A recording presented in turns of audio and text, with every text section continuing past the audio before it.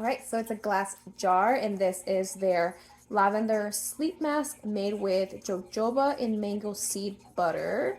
Obviously, this one does have a little bit more ingredients than this soap. For example, the soap would have less ingredients to make it. And basically, I would use this in the evening and rinse off in the morning. The color looks beautiful. And I love sleep masks as well. Yeah, it definitely smells like lavender. I love that. It looks so pretty. It looks more like a butter. Oh no, it's not. It has like a bouncy texture. Oh, I love that. I just want to feel it on the back of my hand real quick. So it's pretty thick.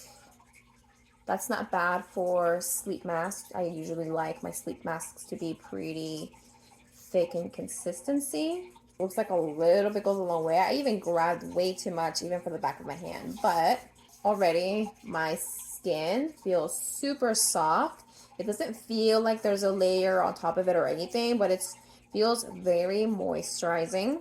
All right, so those are the products that I got from Hivessence. I definitely want to start using these right away, and maybe kind of give you guys an update in about a week or two. The sooner the better, honestly, because I feel like with these type of products, you'll notice the benefits much quicker than other regular skincare.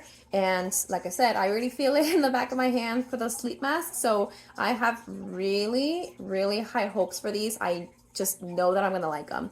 But yeah, I'll give you guys an update in a couple weeks. Thanks for unboxing with me.